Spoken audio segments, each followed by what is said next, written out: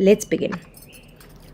सबसे पहले हम बात करने वाले हैं chromatographic techniques with mobile and stationary phase. ठीक है, तो यहाँ पे बेसिकली फेजेस आपको पता है कि दो फेज होती है, एक मोबाइल फेज जो कि मूव करती है, एक स्टेशनरी फेज जो कि रुकी रहती है ना।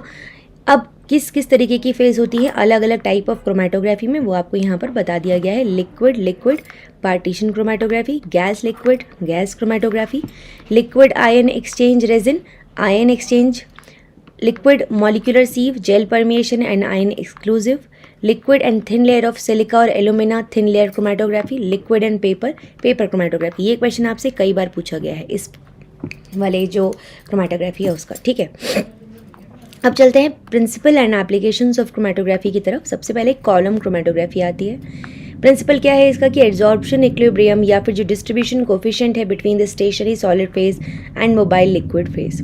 ठीक है, एप्लीकेशन सबसे ज़्यादा इंपॉर्टेंट है तो अमीनो एसिड को सेपरेट करने में, कार्बोहाइड्रेट को, न्यूट्रल लिपिड को, फॉस्फोलिपिड को, इन सबको सेपरेट करने में कॉलम क्रोमेटोग्राफी का इस्तेमाल करते हैं। फिर आता है गैस लिक्विड।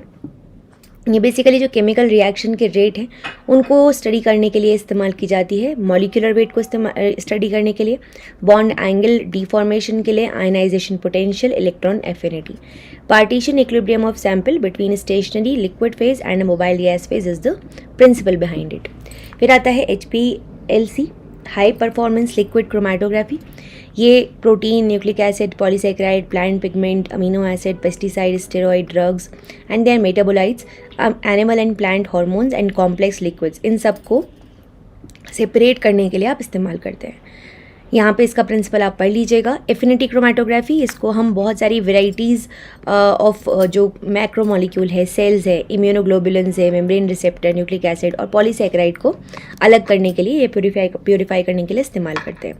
यहाँ पे जो इक्विलिब्रियम है between stationary immobilize ligand and mobile liquid phase, वो जो है वो चीज़ यहाँ पर काम करती है कि एक चीज़ बहती जाएगी, एक चीज़ इस यहाँ पे स्टिफ है या अटैच्ड है, स्टेशनरी है, और वो उसको पकड़ लेगी अगर वो उससे एफिनिटी शो करता है तो।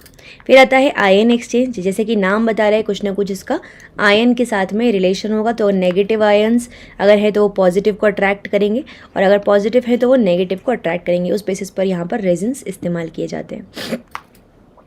इन ion exchange equilibrium between stationary ion exchange and a mobile electrolyte phase, तो जो मूव कर रहा है उसमें भी कुछ चार्ज है, जो स्टेशनरी फेज है उसमें भी कुछ चार्ज है पर्टिकुलर, अकॉर्डिंगली यहाँ पर चीज़ें वर्क करती हैं। It relies on the attraction between oppositely charge particles और the reversible exchange of ions in the solution, जैसा कि मैंने अभी आपको बताया। Use to analyse the amino acid और called as amino acid analyser. Determine the base composition of nucleic acid. ध्यान रखिएगा एक कीवर्ड को कि कौन सी किस स्पेसिफिक चीज़ के लिए इस्तेमाल हो रही है। Use for exchanging magnesium, calcium and iron from water and effective method for water purification. इसके अलावा बहुत सारे जो विटामिन है, बायोलॉजिकल अमीन है, ऑर्गेनिक एसिड, बेसिस, उनको सेपरेट करने के लिए भी इस्तेमाल किया जाता है ये टेक्निक। फिर आता है थिन लेयर क्रोमेटोग्राफी। ये ड्रग्स को, कंटामिनेंट्स को, एडल्टरेंट्स को इफेक्टिवली आइडेंटिफाई करने के लिए इस्तेमाल की जाती है। इसके अलावा यूज़ किया जाता है to resolve plant extract and many other biochemical preparations. ठीक है, principle of the distribution process में be based in that of adsorption, partition, chiral, ion exchange और मॉलिक्यूलर एक्सक्लूजन। फिर आता है जेल परमिएशन क्रोमेटोग्राफी। यहाँ पे हम मॉलिक्यूलर वेट डिटरमाइन करते हैं मैक्रो मॉलिक्यूल्स का। The equilibrium between a liquid stationary phase trapped inside the pores of a stationary porous structure and a mobile liquid phase, ये यहाँ पर वर्क करता है। Separation of molecules is based on the molecular size and shape. तो इस तरीके से हमने क्रोमेटोग्राफी की इंपॉर्टेंट जितनी भी टेक्निक्स हैं उनके प्रिंसिपल के बारे में बात किया है। और एप्लीकेशन पार्ट सबसे ज़्यादा इंपॉर्टेंट है, प्रिंसिपल भी इंपॉर्टेंट है, देख लीजिएगा। ठीक है, अगर आपको वीडियोज़ पसंद आते हैं don't forget to like the videos and subscribe the channel. अब मैं कोशिश करूँगी डेली बेसिस पर आपको एक वीडियो ज़रूर मिले आपके DBT एग्जाम तक। और CSIR के लिए हम एक नई सीरीज़ शुरू करेंगे after the DBT exam probably. ठीक है, तब तक के लिए अपना ख्याल रखिए। Take care everyone, will see you in the next video. Bye bye.